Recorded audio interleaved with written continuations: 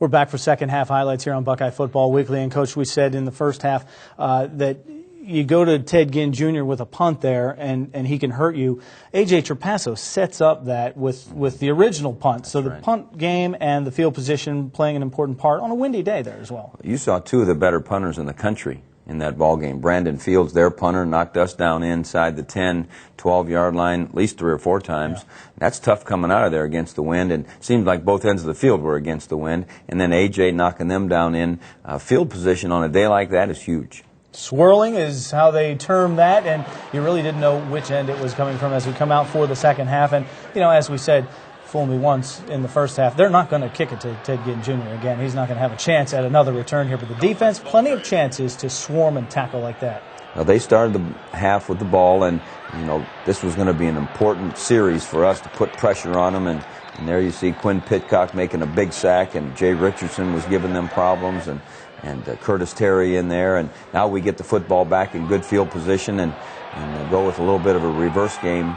They were doing a good job crowding the box with people. We felt like at halftime that we had to talk about doing some misdirection run, and so we came right back with Teddy coming on the reverse, and you know, those were 2 plays, probably 40 yards between them, and moved down in scoring position. And there you see a little route down to Stan White, and he's trying to break some tackles, and we're down to the 4-yard line.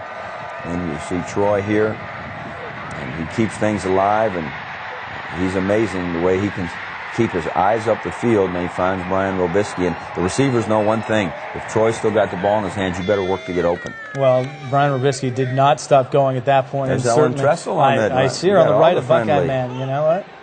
She's in good company there, I guess. That's right.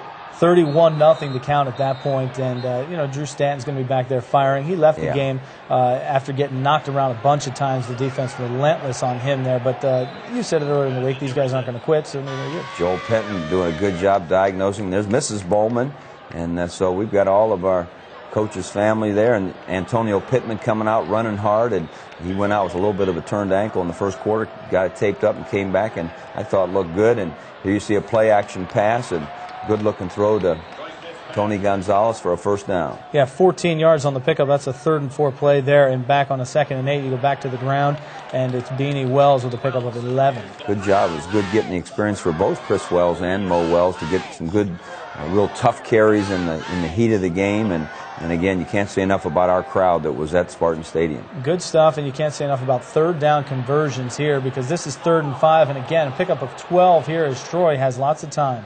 10 for 16 on 3rd downs, which that gives you a chance to win. And here you see a little misdirection. Again, Troy showing good footwork, good touch on the football, and he finds Tony Gonzalez, and Tony does a good job after he catches the ball. Well, just kind of hiding over there on the sidelines, waiting for that ball to come in. 23 yards on the pickup, and Chris Wells.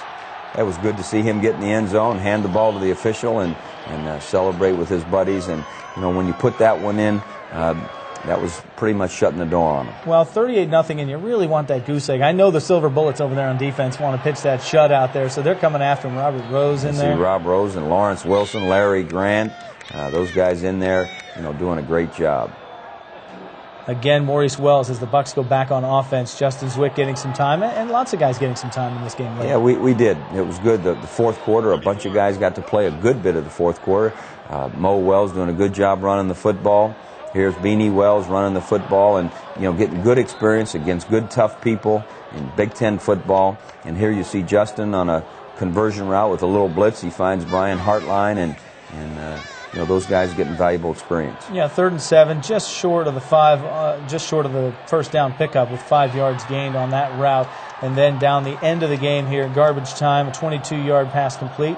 You see Brian Hoyer, an Ohio guy, completing it for him, and they hand it off for a touchdown, and you know, they worked it down. And again, though, that was valuable experience for our guys who played with that 2nd unit on defense to get a lot of valuable experience and some film to watch. Yeah, you said it, in Big Ten play as well, since that's what we're talking about here. That's the rest of the way out. The most complete game so far, offense, defense, special teams?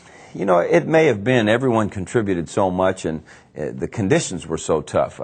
Probably hard to see on television. I'm sure if you were one of the faithful that were there in the stadium, you know how that wind was swirling, and thought our guys' concentration was good. Outside of that first fumble, we didn't have any turnovers. Our defense was swarming.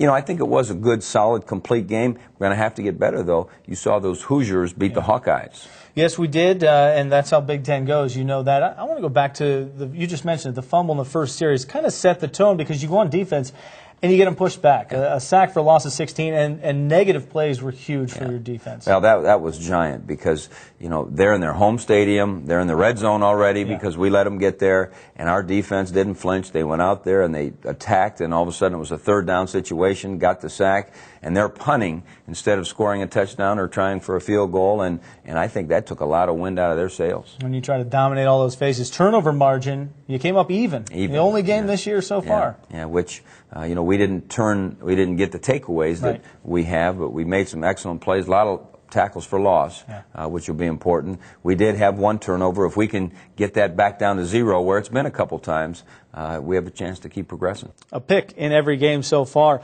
We've got Brandon Mitchell and Antonio Smith coming up in our Buckeye Profiles after the break.